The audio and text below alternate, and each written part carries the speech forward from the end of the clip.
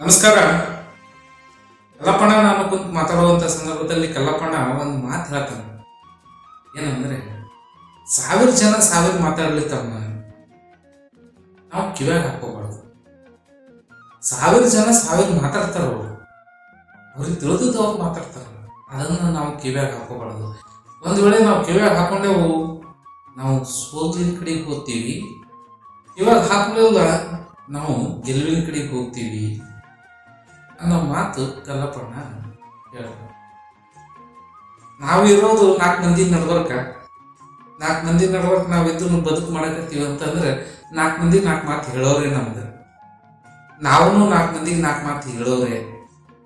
ಈ ರೀತಿ ಹೇಳೋದು ಕೇಳೋದು ನಡೆದಂಥ ಸಂದರ್ಭದಲ್ಲಿ ನಾವು 4 ಮಂದಿ ಮಾತು ಹೆಂಗೆ ಕೇಳಬೇಕು ಅನ್ನೋದು ಕಲ್ಲಪ್ಪಣ್ಣ ಹೇಳಕತ್ತೈತೆ. ಅನೇಕ ಜನರು ಅನೇಕ ಸಲಹೆಗಳನ್ನು ನಮಗೆ ನೀಡ್ತಾರಂತ ಕಲ್ಲಪ್ಪಣ್ಣ ಹೇಳ್ತಾನೆ. ನೋಡ್ತಮ್ಮ, 1000 ಜನರು 1000 ಮಾತಾಡ್ತಾರೆ.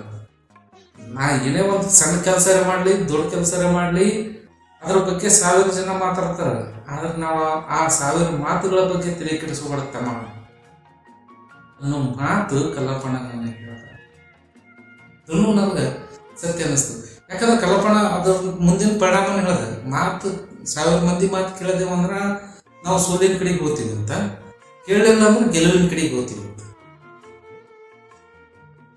ಎಷ್ಟು ಸ್ಪಷ್ಟತೆ ಐತೆ. ಅನೇಕ ಜನರು ಅನೇಕ ವಿಚಾರಗಳನ್ನು ಬಂದು ನಮಗೆ ತಿಳಿಸಿದಾಗ ನಾವು ಎಲ್ಲರೂ ಮಾತು ಕೇಳ್ಕೊಂತ ಹೋದೆವು ಅಂದ್ರೆ ಯಾವ ಕೆಲಸ ಪರಿಪೂರ್ಣ ಆಗಲ್ಲ. ಯಾಕಂದ್ರೆ ಎಲ್ಲರೂ ಅವ್ರವ್ರ ದೃಷ್ಟಿಕೋನದಾಗ ಹೇಳಿರ್ತಾರೆ. ನಮ್ಮ ಸ್ಥಿತಿ ಏನು, ನಮ್ಮ ಮನಸ್ಥಿತಿ ಏನು, ನಮ್ಮ ಅವಕಾಶಗಳೇನು, ನಮ್ಮ ಸೌಲಭ್ಯಗಳೇನು ನಮಗೆ ಗೊತ್ತದ, ಅವ್ರಿಗೇನು ಗೊತ್ತಿರ್ತದೆ. ಅವ್ರು ಬಂದು ಸಲಹೆ ಕೊಟ್ಟು ಓದ್ತಿರ್ತಾರೆ. ಆಮೇಲೆ ಇದು ಹಿಂಗೆ ಮಾಡಿದ್ರು ತಪ್ಪಂತಾರೆ, ಹಂಗೆ ಮಾಡಿದ್ರು ತಪ್ಪಂತಾರೆ. ಹಿಂಗ ನಾವು ಯಾವುದೇ ಒಂದು ಕೆಲಸ ಮಾಡಬೇಕು ಅಂತಂದ್ರೆ ನಮ್ಮದೇ ಆದ ಒಂದು ದೃಷ್ಟಿಕೋನ, ಯೋಜನೆ ಇಟ್ಕೊಂಡು ಮಾಡ್ತಾ ಹೋಗ್ಬೇಕು, ದೃಢವಾಗಿ ಸಾಗಬೇಕು. ಒಂದು ಕೆಲಸ ಶುರು ಮಾಡೋಕ್ಕಿಂತ ಮುಂಚೆ ನಾವು 100 ಬಾರಿ ವಿಚಾರ ಮಾಡಬೇಕು, 100 ಮಂದಿಯ ಸಲಹೆಗಳನ್ನು ತಗೊಳ್ಳೋಣ. ಕೊನೆಗೆ ನಿರ್ಧಾರಗಳು ನಮ್ದಾಗಿರ್ಬೇಕು. ಒಂದ್ಸಾರಿ ನಾವು ನಮ್ಮದೇ ಆದ ಒಂದು ನಿರ್ಧಾರ ತಗೊಂಡೇವಂದ್ರೆ ಯಾರು ಏನೇ ಅನ್ನಲಿ ಏನೇ ಬಿಡಲಿ ತಲೆ ಕೆಡಿಸ್ಕೋಬಾರ್ದು. ಆ ನಿರ್ಧಾರ ಜೊತೆ ಹಂಗೆ ಸಾಗ್ತಾ ಇರ್ಬೇಕು. ಆ ನಿರ್ಧಾರದಲ್ಲಿ ಉತ್ತಮ ಫಲಿತಾಂಶಗಳು ಬರಕತ್ವಾ ನಾವು ಸರಿ ದಾರಿಯಲ್ಲಿವಿ ಅಂತ ಅರ್ಥ. ಉತ್ತಮ ಫಲಿತಾಂಶಗಳು ಬರಲಿಲ್ಲ, ನಾವು ತಪ್ಪು ದಾರಿಯಲ್ಲಿವಿ ಅಂತ ಅರ್ಥ. ಅಷ್ಟೇ. 4 ಮಂದಿ 4 ಮಾತು ನಾವು ಕೆಲಸಕ್ಕೆ ಶುರು ಮಾಡೋಕೆ ಮೊದಲೇ ಕೇಳಬೇಕು ಹೊರತು ಶುರು ಮಾಡಿದ ನಂತರ ಕೇಳಂಗಿಲ್ಲ.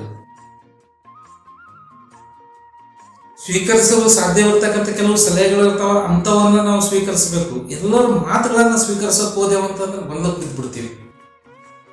ಅಲ್ಲಿ ನಾವು ಮಾಡೋ ಕೆಲಸನೂ ಪೂರ್ಣ ಮಾಡೋಕ್ಕಾಗಲ್ಲ. ಹಾಗಾಗಿ ಯಾರು ಕೇಳಲ್ಲ ಅವರು ಗೆಲುವಿನ ಕಡೆ ಸಾಗ್ತಾರೆ ಅಂತ ಕಲ್ಲಪ್ಪಣ್ಣ ಹೇಳ್ದ.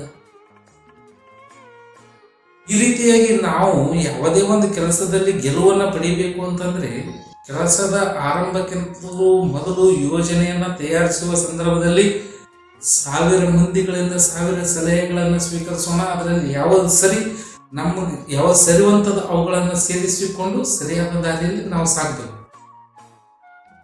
ಯಾವಾಗ ಕೆಲಸ ಶುರು ಮಾಡ್ತೀವಿ, ಮಾಡಿದ ನಂತರ ಅವ್ರಿವ್ರ ಮಾತು ಕೇಳೋ ಅವಶ್ಯಕತೆ ಇಲ್ಲ. ಕೆಲಸ ಮುಗಿಯೋವರೆಗೂ ನಾವು ಮೊದಲೇ ನಿರ್ಧರಿಸಿದಂತೆ ಸಾಗಬೇಕು.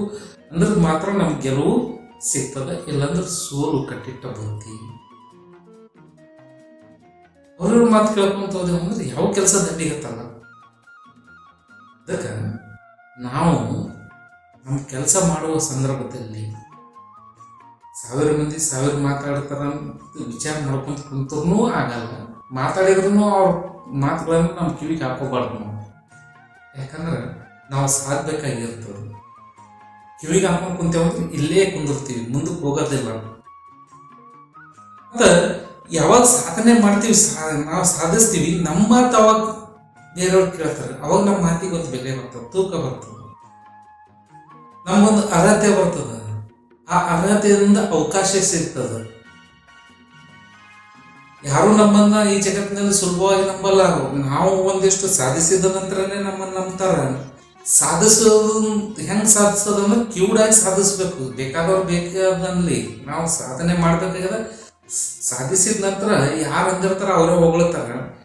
ಮತ್ತು ಅವಾಗ ನಮಗೊಂದು ಅರ್ಹತೆ ಬರ್ತದ. ನಮ್ಮಲ್ಲಿ ಅರ್ಹತೆ ಇತ್ತು ಅಂದ್ರೆ ನಮ್ಗೆ ಅವಕಾಶಗಳು ಸಿಗ್ತಾವ.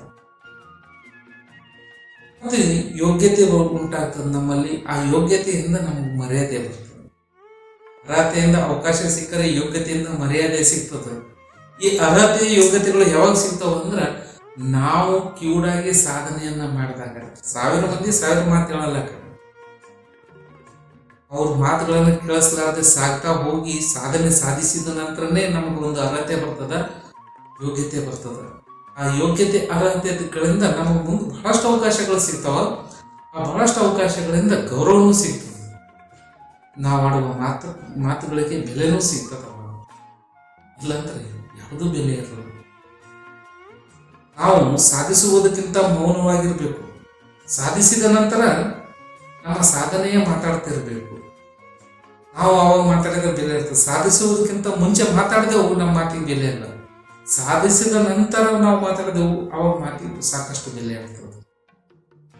ಅದಕ್ಕೆ ಸಾಧನೆ ಮಾಡ್ಬೇಕಂತಂದ್ರೆ ಅದು ಯಾವುದೇ ಕ್ಷೇತ್ರ ಆಗಿರ್ಬೋದು, ಯಾವುದೇ ವಿಚಾರದಲ್ಲಾಗಿರ್ಬೋದು, ನಾವು ಕಿವುಡಾಗಿ ಸಾಗಬೇಕು, ಮೂಕನಾಗಿ ಸಾಗಬೇಕು. ಮೂಕನಾಗಿ ಕಿವುಡಾಗಿ ಸಾಗಬೇಕಂದ್ರೆ 1000 ಮಂದಿ 1000 ಮಾತಾಡಿದ್ರು ಕೂಡ ಪ್ರತಿಕ್ರಿಯೆ ನೀಡುವ ಅವಶ್ಯಕತೆ ಇಲ್ಲ, ಕೇಳಿಸಿಕೊಳ್ಳುವ ಅವಶ್ಯಕತೆ ಇಲ್ಲ. ಸುಮ್ಮನೆ ನಮ್ಮ ಕೆಲಸದಲ್ಲಿ ನಾವು ಸಾಕ್ತಾ ಇರಬೇಕು. ಯಾರು ಕಿವಿ ಕೊಡಲ್ಲ ಅವ್ರು ಸಾಧಿಸ್ತಾರೆ. ಯಾರು ಕಿವಿ ಕೊಡ್ತಾರೆ 1000 ಮಾತುಗಳಿಗೆ ಅವರು ಅಲ್ಲೇ ಉಳಿತಾರೆ, ಸೋತು ಹೋಗ್ತಾರೆ. ಸೋಲು ಯಾರಿಗೂ ಬೇಕಿಲ್ಲ. ಇಲ್ಲಿ ಗೆಲುವಿಗೆ ಮಾತ್ರ ಬೆಲೆ ಇದೆ, ಗೆಲುವಿಗೆ ಮಾತ್ರ ಗೌರವ ಇದೆ. ಸೋಲಿಗೆ ಗೌರವ ಇಲ್ಲ, ಗೆಲುವಿಗೆ ಗೌರವ ಇದೆ. ಅದಕ್ಕಾಗಿ ನಾವು ಬದುಕಿನಲ್ಲಿ ಗೆಲ್ಲಬೇಕಾಗ್ತದೆ. ಅನೇಕ ಸಂದರ್ಭದಲ್ಲಿ ಸೋಲೋಣ, ಆದರೆ ಬದುಕಿನಲ್ಲಿ ಮಾತ್ರ ನಾವು ಗೆಲ್ಲಬೇಕು ಅಂದ್ರೆ ಮೌನವಾಗಿ ಸಾಧನೆಯಲ್ಲಿ ನಾವು ತೊಡಗಿಸಿಕೊಂಡಿರಬೇಕು. ಅಂದಾಗ ಮಾತ್ರ ನಮಗೊಂದು ಅರ್ಹತೆ ಯೋಗ್ಯತೆ ಬರ್ತದೆ. ಅರ್ಹತೆಯಿಂದ ಅವಕಾಶಗಳು ಸಾಕಷ್ಟು ಸಿಗ್ತವೆ, ಯೋಗ್ಯತೆಯಿಂದ ಗೌರವ ನಮಗೆ ಸಿಗ್ತವೆ. ಧನ್ಯವಾದಗಳು.